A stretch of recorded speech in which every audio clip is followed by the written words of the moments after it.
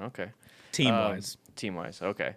So going from motovlogging to this high production thing, did you make that conscious choice to like, I'm going to focus on behind the camera with all those lenses you have and all that stuff? Are you focused on that now? Do you feel like it has to go that route?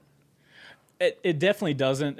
It's actually the opposite. So when I started, I was a games producer. I was literally producing online games at Cartoon Network type thing. I was not into cameras at all. Okay.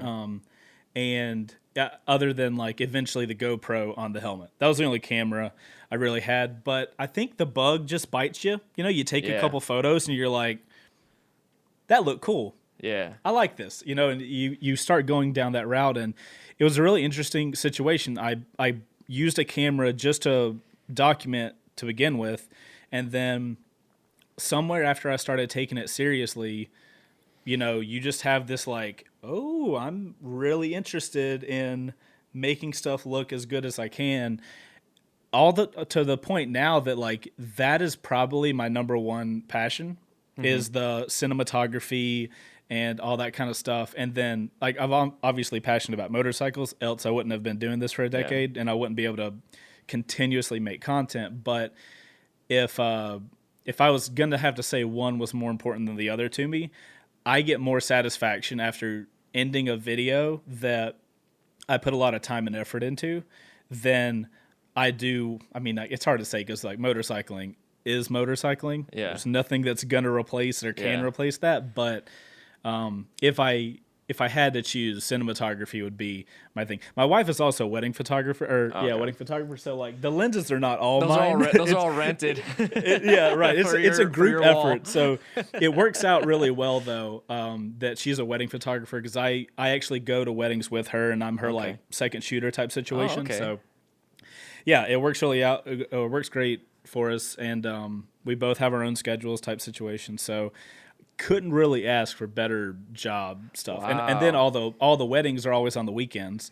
Yeah. So I can focus on my work Monday through Friday. And then if we have a wedding on the weekend, we go shoot it on Saturday. And, she handles all her admin stuff throughout the week, emailing clients and going in on meetings with them and stuff like that. So, and that way we can share gear as long as we're both on Canons, which we're a Canon family over here. I got a Canon too, so that's cool. Good, then I'll continue this podcast with you. Just kidding. I used to shoot on Sony cameras, and then I think that was during Direct Bike Rebuild Season 2 as well. I was like, man, if I shot my videos on Canon, I could literally shoot my work during the week, and I could use my same camera on the weekends shooting with her. And that was actually one of the main drivers for me switching to the whole Canon side of stuff. Yeah, your production value really sets you off from just motovlogs. I mean, I see just a lot of people, like you're saying, only like Downshift and a few others are still making content or started a long time ago.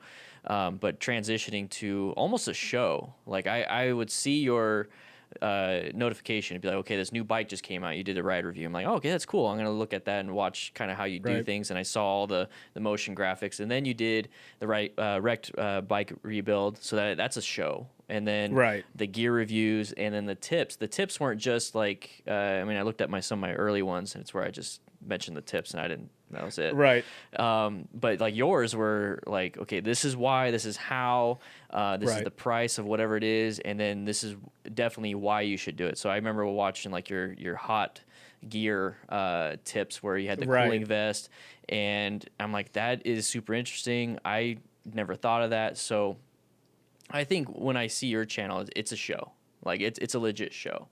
That means a lot. I appreciate it. No, that's what drives me to keep doing the stuff. Good. I think that's why you're still at the top of what we're doing here, is that you transition from not necessarily low quality, because you can have some amazing content with just a GoPro and no mic, as long as it's how you shoot it. But the dedication involved into producing an actual show is what's really big. So that's why I'm really fascinated with way you're going in 2020, because there's shows change, and you probably Right. have ideas like me. Like I the way you're talking, I'm thinking it's like, oh, he's got this analytical creative mind thing going on, like I do. I can't shut it off. So I'm Right. wondering what type of shows and what type of stuff you got going on, Dude, or it what doesn't passions shut really. off. It's right. It never shuts off. I literally woke up at 3 o'clock in the morning the other night out of a dead sleep Yep. because I had an idea for like a little 30-second ad for the end of Wreck Bike Rebuild, because I've never done ads before. Yeah. But I'm like, that would be something interesting, because like, once the Panigale is finished, like that is going to be a showstopper motorcycle. So I'm in my head, I'm like, I want to start playing around with like ads, like put a certain budget to a YouTube ad or something like that. But I like, nobody likes watching ads, so I'm like, so how do I make a good ad? Randomly woke up at 3 o'clock in the morning, grabbed my phone, grabbed my notes app, and I'm like writing the script out.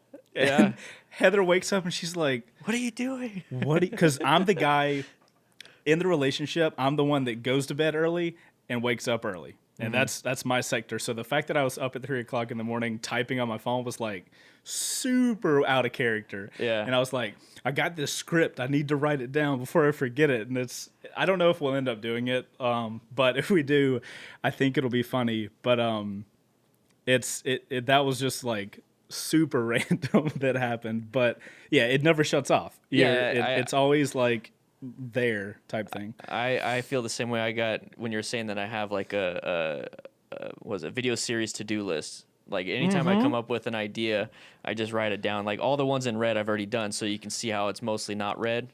So I have way too many ideas going through my brain. And then, you try something and it's like, oh, it's once again, it's meh. Maybe what I did, the topic was good, but how I did it was wrong.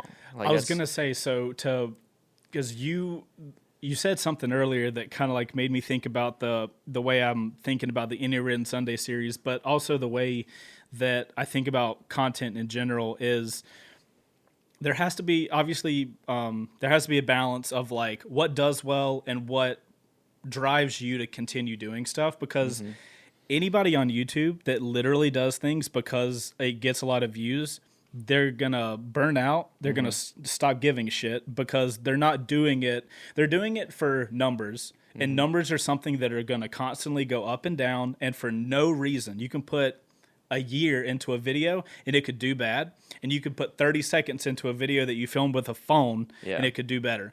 So if you're chasing that view thing, that's not a long-term thing that you're going to be able to constantly be happy with what you're doing.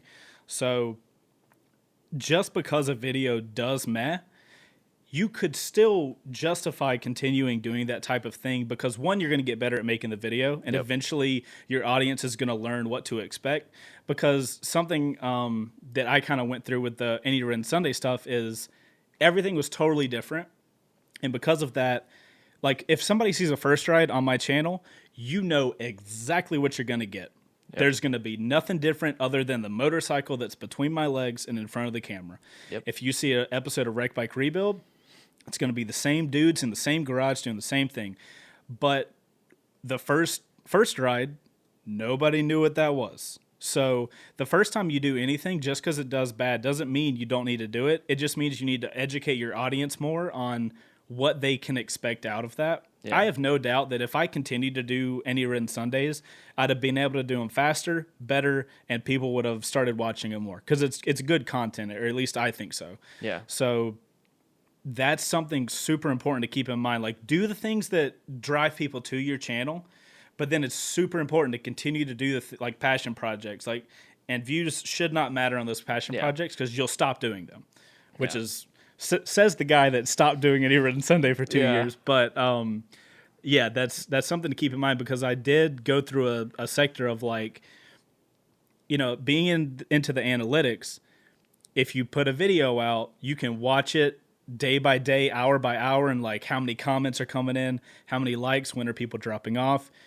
And you can get so granular that you just like stop thinking about the content. It just becomes like a numbers game. And numbers go up and down type thing. Especially on like my channel is kind of weird because I have series right? So if somebody subscribes, they could subscribe from a first ride, which is the vast majority of the people on my channel have subscribed to the channel from a first ride, which is fine. Like, that kind of content goes out to the most people. YouTube loves promoting first rides, which is great for me. But YouTube doesn't promote as well 35-minute videos of dudes working on a motorcycle. It doesn't matter because the income streams are totally different, right? Like Patreon versus YouTube ads. So everything makes financial sense. But if I judged a wreck bike rebuild on why did that video is not as good because it didn't get as many views as this Gixxer 1000 first ride. It kind of like, it's a weird thing on my channel because then if I have an ad company come up and be like, hey, what are the average views on your channel? I'm like, on what show? Because like, if you're talking a first ride, I can almost guarantee you 100,000 views. If you're talking a wreck bike rebuild, I don't know. It could go, it could be down. It could be like 30,000, which is not down. Like, that's a lot of people watching a video. But in the scheme of the entire channel, you know, it looks like, oh man, your first rides are so much better as far as an advertiser goes. So that's stuff you really have to keep in mind with the type of content, because if you want to do something long term, you have to be passionate about it. I got a comment on, we just got done with a CBR 500. We did like a refresh type situation, which is basically a mini wreck bike rebuild. And he said something about I didn't seem passionate because I said something about I don't typically work on Sundays or on the weekends in general. I block that time off for family and stuff like that. And I made the comment of like, I'm having to record this video on a Sunday and I don't typically work on Sundays. He was like, you don't seem passionate because you don't work on Sundays. And I'm sure I misunderstood it or something. I get those all the time too. Yeah, but it was like, I don't want you to misunderstand. The literal best part of my job is anytime I'm riding a motorcycle. Period. End of question.